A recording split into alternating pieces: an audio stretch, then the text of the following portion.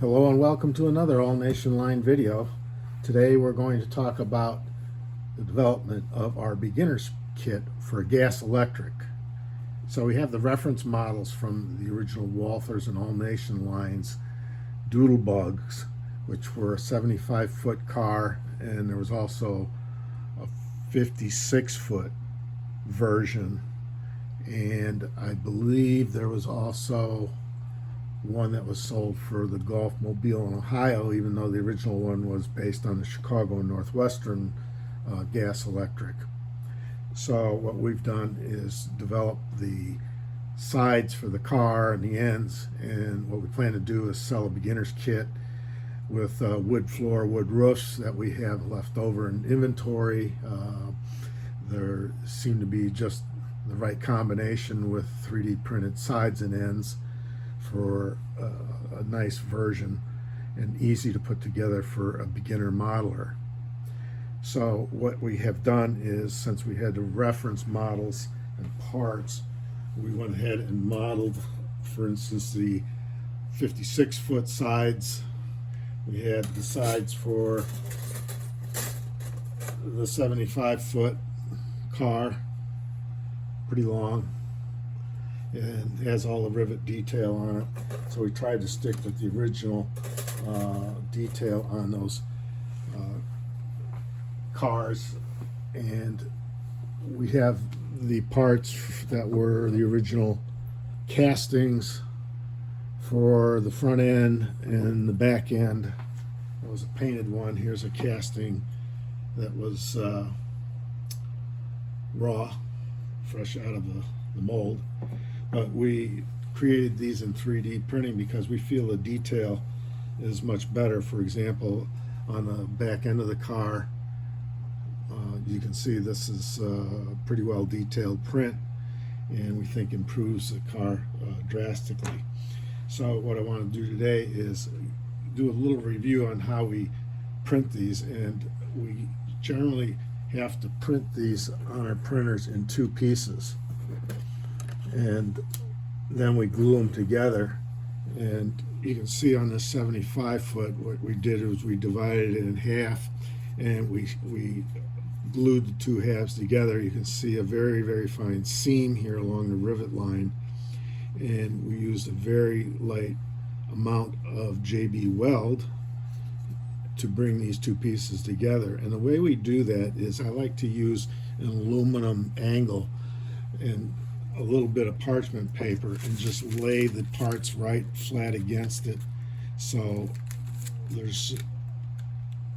what you want to do is clamp these down as you put in the glue and bring them together, so they're nice and straight, and they come off the paper real nice.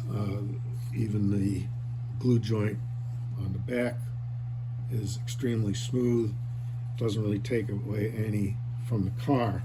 Now these are printed very thin, and the reason we're doing that is we're trying to make this a little easier for the modeler. So we have two additional, what I call back panels, that will laminate to the back of these. And what we've done is we printed so that there's slots right in here so that you can slide your acetate in for the windows. Makes it a lot easier than trying to glue acetate across the back. It's hidden, you don't see it. So these two pieces laminate back to back, and it starts to stiffen up this car side because you're getting a little more thicker material. Following that, here's the laminated side already glued up with the doors, and we replicated the doors and 3D printed those. And when you glue these to the back, it starts also stiffening up the back even more, and basically you're ready to start putting this together with your roofs and your sides. And when you do that and glue it all up, you'll have a pretty solid model. First, what we typically do, and with the instructions that came with the old kits. We're going to include those with these online for the modeler's reference. Typically you would want to take your front end and check your roof and prepare to mount it to the roof. And there's also a preference for being able to take the roof off if you want to get inside the model for either the motoring, if you're going to motorize this, or detail the inside. So in any event, you would put your ends on and then attach them to your floors. You'll want to think about the trucks that are going to go on this, and this is a 75-foot floor, and these measure about 18.5 inches in length, and locate where your bolsters would go. That's all in the printed instructions online. You can measure those up. So like I say, this is a very easy, straightforward kit, and we'll go ahead and put this together and add on to this video once we get this a little further along. Okay, we're back again. So I think the first step that I have to mention for the beginner in developing this model is to first off all study everything carefully. Now the drawings and the original plans that came with the kit, while it has a lot of specific detail and labeling, it doesn't really give a great procedure to start out with and build this kit out. And one of the caveats that you will want to notice right off the bat is that when you examine the parts, like the roof and the floor, they're exactly 18.5 inches in length. If you put them together flat, they both measure the same length, of course, but when you start to mount the ends, you'll notice, or maybe you won't notice in this case, that there's a difference, particularly starting out on the front end. When you mount the front end to the floor, there's a space, and the first thing you'll want to do is take and lay out one of your sides and just lay it on there, and you'll notice that it fits nicely up in the corner. Maybe I can get this a little bit better for you. It'll lay right in the corner like that, and then you go to the other end and you'll notice that the roof looks like it's on the long side because it's being held out by the front end of the car. And if you mount the back end, really what you have to start thinking about is curving this back end around, sanding it down, and fitting the radius of the top of this end into the car here, because that's not cut for you ahead of time. That's something you'll have to route in. And if you're not aware of that and you start laying things up or putting the screws to it and glue, you might figure you're going to run into some problems. But you'll notice that the sides lay in very nicely. It's just that the roof on the back end here is what's going to maybe give you a little headache. And what I did on this model initially was just to go ahead and notch the corners out, notch this out like they suggest, put a couple of wood screws in just to give me a good starting or reference point. And then I went ahead and used one of the cast sides and put some long screws into the end. They don't necessarily give you a perfectly square end, but that's the nature of this particular casting, I think. The wood is cut square. In any event, this is the way I would have started out, I think, not really understanding the instructions perfectly, but trying to study what my potential problems are going forward in building this kit. Now, one thing I'm not sure I understand yet is the suggestion that you have to be able to remove the roof in order to get into the interior or do any kind of maintenance on your motors and power drive trucks. However, if you're screwing the front end of the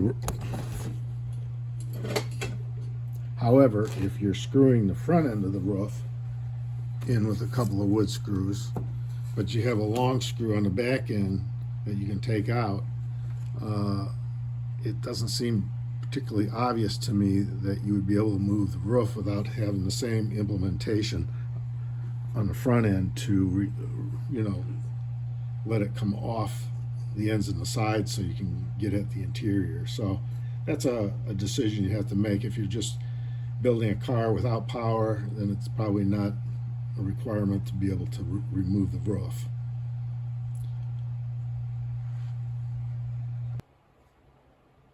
Okay, continuing with this gas electric or Doodlebug project. Again, I'm assembling a static model without power, and what I did mention in the last segment was that we were laminating the back panels to the front panels so that you would be able to slide in your acetate in these slots in each of the windows, making it rather easy to install windows. Of course, you would do that after painted. Now, we had this second side laminated. I'm going to take off these clamps because we have this L-shaped aluminum to give us some reference and make sure that when we glue things up, everything is straight across. And voila, we have the second side. Doesn't have the doors on it yet. That's probably the next step. But while that was gluing up, I went ahead and fiddled around with getting the ends installed. And again, the floors that we have are wood, as is the roof. And I went ahead and threw some paint on the roof and some paint on the floors. And what I decided to do was to drill holes for the floor here and here and use a couple of these 2-inch screws to go up through the floor to mount the roof, so I could remove the roof anytime I wanted to get inside the model. And so in making life easy for myself, I just went ahead and 3D printed a block with a nut embedded in the 3D printed block and then glued that to the roof on both ends so that they can be secured. And the way that would work is we would go ahead and slide the roof in, set it on this other end, and put the screws in. And that would be the next step before we mount the sides. Okay, so not to make this video too awfully long, we're going to wrap it up. This is the conclusion of just assembling the very basic kit, no detail. This is a great starting point for beginners to develop their modeling skills and have a good deal of satisfaction once they get to this point. So we just glued up the sides here to the floor and roof, and we did the same here on the other side. And what we did was just put a glue line along the bottom and on the sides so we can take our roof off if we want to get inside. And on this particular model, rather than the 3D printed end, I put on one of our die cast ends with the screws. Didn't need to screw up on top here because we want to take the roof off. But these screws would be hidden anyway with the addition of a diaphragm.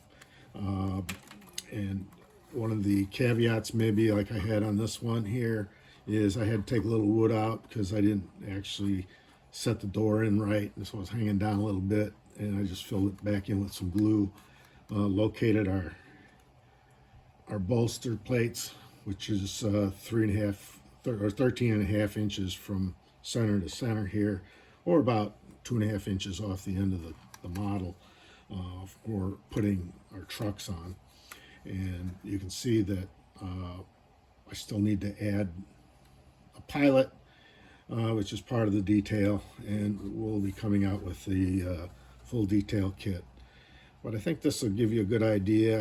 I like working in the wood. You know, composite number of materials is always interesting and fun to work with in models, but you can finish these roofs out however you want. This is just a little acrylic paint on this, dark green and black acrylic on the wood. I could actually maybe sand this out and give it a flat spray of urethane. Any number of things you might want to do. But in any event, you can take this roof off and then prime and paint the sides, the ends, and then be able to put your window or acetate in your windows here, and then reassemble it, the roof back onto the body. So that's basically modeling this, what I prefer to do for giving a good illustration of the Doodlebug, and